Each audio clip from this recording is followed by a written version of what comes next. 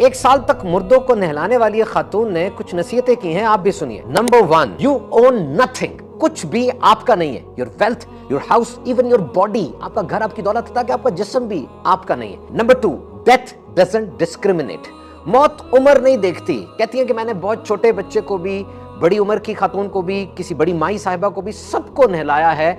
मौत जब आती है उम्र नहीं देखती। नंबर 3, नसीहत करती है कि जब भी कोई मेकअप का या दीगर ऐसा डेकोरेशन का सामान हो तो इस बात का ख्याल रखिए कि वो जिस्म से चिपक ना जाए। खास तौर पे एक्राइलिक और ये जेल टाइप चीजें वो लग जाती हैं और उतरती नहीं है। वो खातून कह रही है कि हम उतारने की कोशिश करते हैं, वो मरी हुई औरत है, उसके ऊपर से उतारने की कोशिश कर रहे हैं, लेकिन बहुत ज्यादा कोशिश भी नहीं की जा सकती।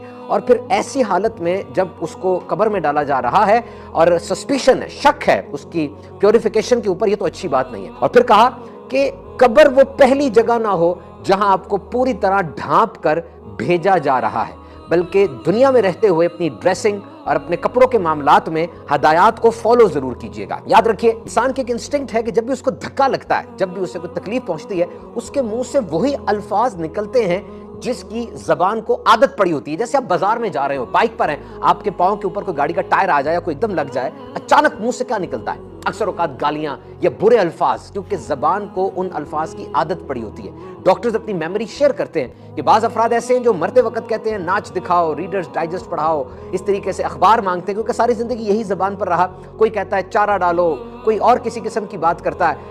आखिरी कलाम उस बंदे का क्या हुआ, उस पर कोई हुक्म हम नहीं लगा रहे। बज़ाहिर जो डॉक्टर ने सुना उसने बयान कर दिया। और वो कहता कि एक बंदा ऐसा था जो अस्पताल में लाया गया, बड़ी गंदी गालियां निकालता था। जब नर्स करीब आती दवाई देने, टीका लगाने, तो वो गालियां निकालता। नर्स ने मना कर दिया कि मैं इसके पास नहीं जाऊंगी। और फिर जिस रात उसका इंतकाल हुआ, उसके मुंह से बहुत ही डरावनी किस्म की आवाजें आ रही थी, चेहरा बहुत अजीब सा हो गया था। वार्ड से मरीज भी भाग रहे थे उससे डर के।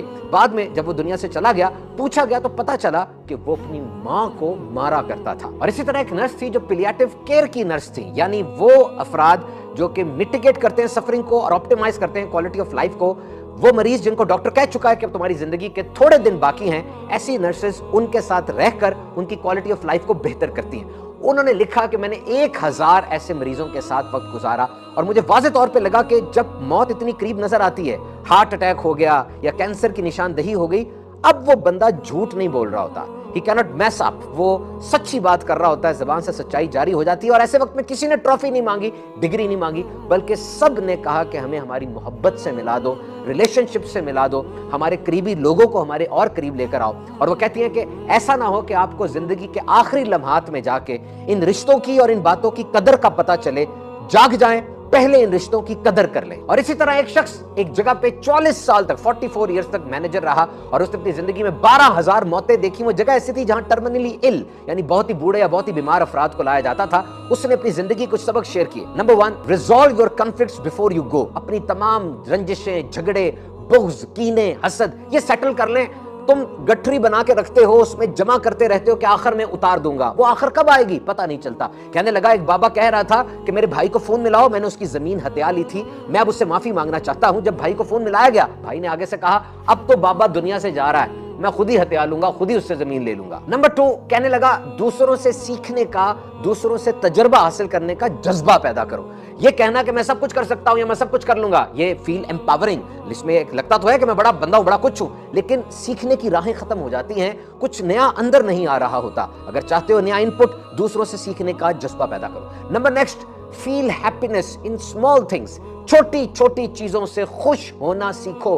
बड़े बड़े लम्हात का इंतजार ना करो। ये छोटी छोटी बातें तुम्हारे इर्द गिर्द फैली हुई हैं। जिस तरह दो बच्चे खेल रहे होते हैं छुपन छुपाई, एक बंदा पीछे से छुपता है पर्दे के, दूसरा आकर कहता है हाँ, और दोनों हंसते हैं। फिर वो अगली बारी में दूसरा वाला उसी पर्दे के पीछे छुपता है और दोनों एक दूसरे के साथ हंसते हैं। तो हंसो, बात करो, खेलो, छोटी सी जिंदगी में एंजॉय करो छोटी छोटी चीजों को। किसी ने कितनी प्यारी बात की, if you want to understand life, visit these 3 places. जिंदगी को समझना चाहते हो, इन 3 जगहों पर जाओ। हॉस्पिटल जाओगे, पता चलेगा असल दौलत सेहत है। जेल में जाओगे, पता चलेगा आजादी से बड़ी कोई नेमत नहीं। और कब्रिस्तान में जाओगे तो देखोगे कैसे कैसे ओहदे वाले, कैसे कैसे अमीर लोग वहां पर बिल्कुल बेनामो निशान पड़े हैं। तो जो रात को मरा उसके सुबह तक के प्लान्स थे, और जो सुबह मरा उसके रात तक के प्लान्स थे। तो वेट ना करें, जो तब्दीलियां आप अपनी जिंदगी में चाहते हैं, उठें, उन्हें ले आए, रिस्क ले लिया करें, मुआफ कर दिया करें, और रात को उठ उठ कर, दिन में रुक रुक कर तौबा किया करें। किसी ने कितनी प्यारी बात लिखी, क्या नादान इंसान, गौर कर, تو خود اپنے ہاتھ سے لوگوں کو صبح دوپہر شام بارگاہ الہی کے لیے تیار کرتا ہے اور انہیں کفن میں لپیٹ کر جا کے گڑھے میں چھوڑ آتا ہے، مٹی اس کا تکیہ بن جاتی ہے، اور پھر وہ بندہ نظر نہیں آتا جسے آپ چھوڑ آئے، آپ کا قریبی رشتہ دار دوست، وہ نظر نہیں آتا، اس کی ساری دولت یہیں دھری کی دھری رہ جاتی ہے، وہ بندہ دنیا سے غائب ہو گیا اور پھر نہیں یہ نظر آیا۔ ہم بھی جب جائیں گے دوبارہ نہیں لوٹ کر آئیں گے۔ وہ زبان جس سے وہ ہنستے تھے، وہ ہاتھ جس سے وہ سارے کام کرتے تھے، موت نے ان کا جوڑ الگ کر کے رکھ دیا۔ تو جناب عقل مند وہی ہے جو دنیا میں رہتے ہوئے اپنی موت کی تیاری کرے۔